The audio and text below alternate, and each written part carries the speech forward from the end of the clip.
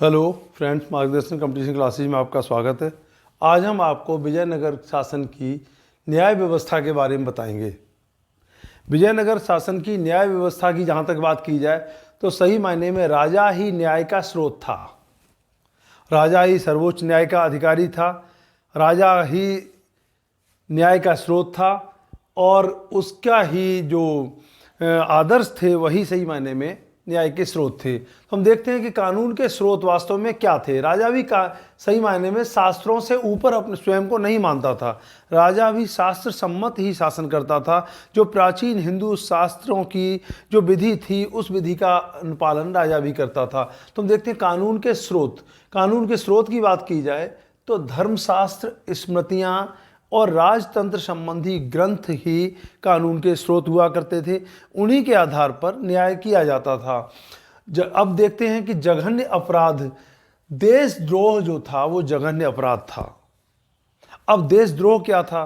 तो सही मायने में राजा के विरुद्ध अपराध, राज्य के विरुद्ध अपराध, इसके अलावा संघ और के प्रति विद्रोह, विरोध, ये समस्त चीज़ें जो थीं वो जघन्य अपराध की श्रेणी में आती थी। और देशद्रोह के विरोध, जो देशद्रोह के कारण जो दंड दिया जाता था वो मृत्यु दंड होता था। मृत्यु दंड तमाम प्रकार से दिया जाता था, जैसे सूली पर चढ़ा दिया जाता था, सार्वजनिक स्थानों पर, बाजारों में सिरोच्छेदन कर दिया जाता था, मतलब सिर काट दिया जाता था। इसके अलावा हाथियों से भी कुचलवा दिया जाता था। ये मृत्यु दंड देने के तरीके थे।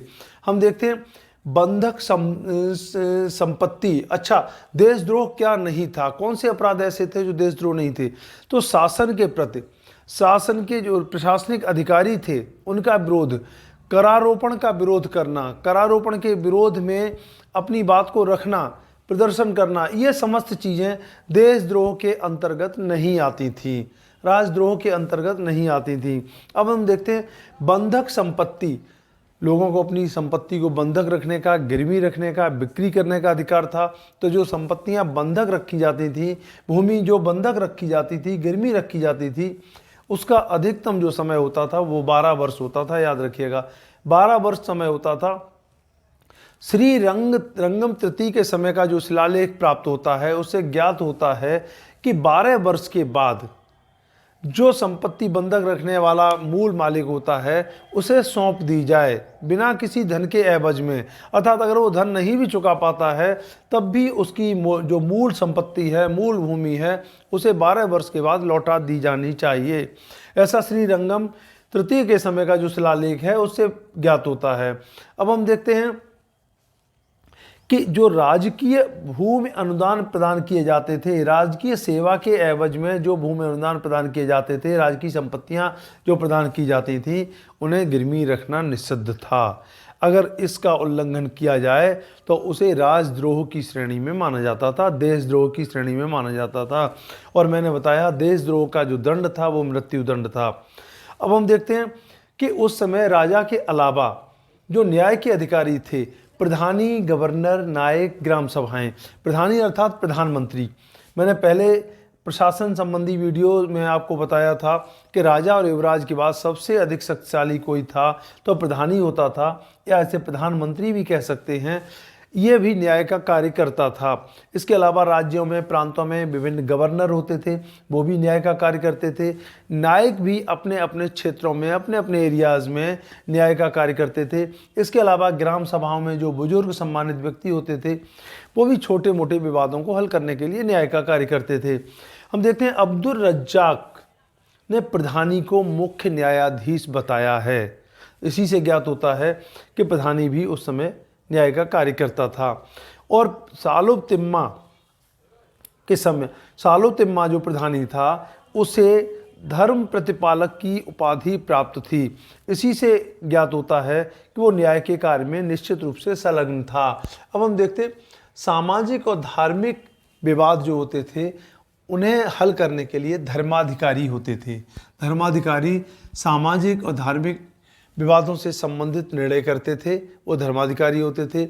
नियमित न्यायालय भी दो प्रकार के थे, नियमित न्यायालय और लोकप्रिय न्यायालय। नियमित न्यायालय जो कानून सम्मत विधिपूर्वक जांच के बाद खोजबीन के बाद जो दस्तावेज प्राप्त होते थे उनकी जांच के बाद न्याय करते थे। और लोकप्रिय न्यायालय वो होते थे जो पंच फैसलों के फैसले करते थे पंचाट की बात, माने एक तरीके से ये अनियमित न्यायालय थे और ये इन्हें लोकप्रिय न्यायालय कहा जाता था। ये पंच फैसले करते थे।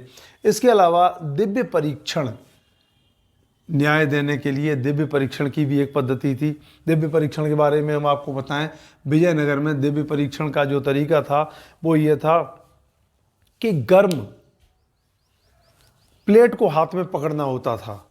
इसके अलावा गर्म लोहे से अपनी जिह्वा को, अपनी जीभ को लगाना होता था।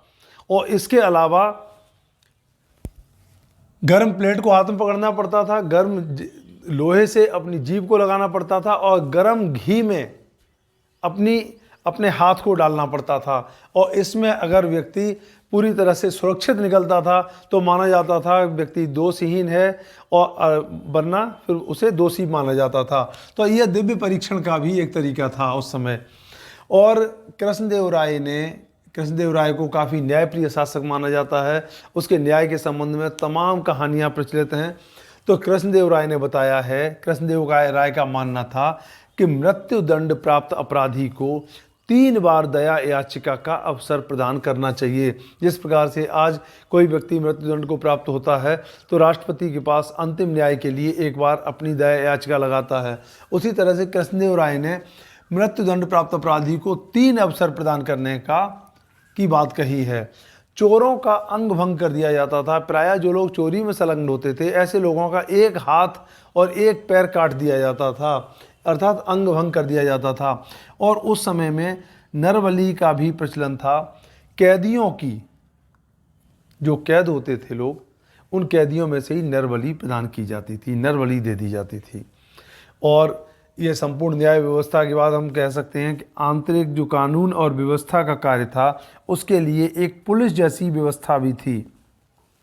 पुलिस जैसी व्यवस्था जो थी वो 2 प्रकार की थी। 2 प्रकार से पुलिस कर्मी नियुक्त किए जाते थे।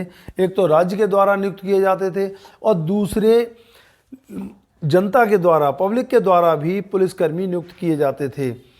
अब्दुल रज्जाक और नूनिच जैसे विदेशी यात्रियों ने विजयनगर की जो राजधानी थी विजयनगर, उस राजधानी की सुरक्षा व्यवस्था के लिए 12,000 पुलिसकर्मियों का उल्लेख किया है। एक पुलिसकर्मी का वेतन 30 पड़म प्रति माह होता था। इसके अलावा जो पुलिसकर्मी थे, अगर उनका काम था किसी अपराध के बारे में, अपराधी को ज्ञात करना, अपराध का पता लगाना, अपराधी तक पहुंचना, अगर वो अपने इस कार्य में सफल नहीं होते थे तो दंड के भागी होते थे, उन्हें दंड प्रदान किया जाता था। अब हम देखते हैं प्रांतीय पुलिस। प्रांतीय पुलिस सही मायने में नायकों के अधीन होती थी और नायकों के अधीन ये कवलकार लोग होते थे। कवलकार एक प्रकार से हम कह सकते हैं अपराधी जनजातियों से संबंधित लोग थे और इन्हें नायकों के द्वारा या राज्य के द्वारा कर मुक्त भूमि प्रदान की जाती थी और इसके अलावा ग्रामीणों के द्वारा भी इन्हें पारिश्रमिक प्रदान किया जाता था। अब हम देखते हैं अरस्व स्वतंत्रम, जो पुलिस कर्मियों को वेतन देने के लिए ग्रामीणों से जो टैक्स वसूल किया जाता था उसे अरस्व स्वतंत्रम कहा जाता था। इसके अलावा हम देखते हैं कि ग्रामीण पुलिस कार्य के जो अधिकार होते थे उसका कभी कभी विक्रय भी कर दिया करते थे। तो हम देखते हैं कि विजयनगर काल में न्याय व्यवस्था और पुलिस व्यवस्था काफ़ी सुचारुपूर्ण से चलती थी। हम देखते हैं न्याय के बारे में, जैसे मैंने आपको बताया कि राज्य के विरुद्ध विद्रोह जो था यानी देशद्रोह जो था उसके जो दंड दिया जाता था वो मृत्युदंड होता था। इसके अलावा अब्दुल रज्जाक ने और नूनिच ने उस समय की न्याय व्यवस्था के बारे में बताया है। सामाजिक और धार्मिक विवाद किस तरह से हल किए जाते थे, दिव्य परीक्षण भी इसकी एक विशेषता थी। इसके अलावा चोरों का अंग भंग किया जाता था, नरबलि दी जाती थी। पुलिस कानून और व्यवस्था को संभालने का कार्य करती थी। पुलिस 2 प्रकार की होती थी, एक केंद्र द्वारा नियंत्रित होती थी, एक नायकों द्वारा या जनता के द्वारा भी नियंत्रित होती थी। इनमें कबलकार होते थे। कबलकार क्या थे? अपराधी जनजातियों के सदस्य होते थे जो पुलिस का कार्य करते थे नायकों के लिए। अब नेक्स्ट वीडियो में हम विजयनगर की राजस्व व्यवस्था के बारे में बताएंगे। तब तक के लिए धन्यवाद।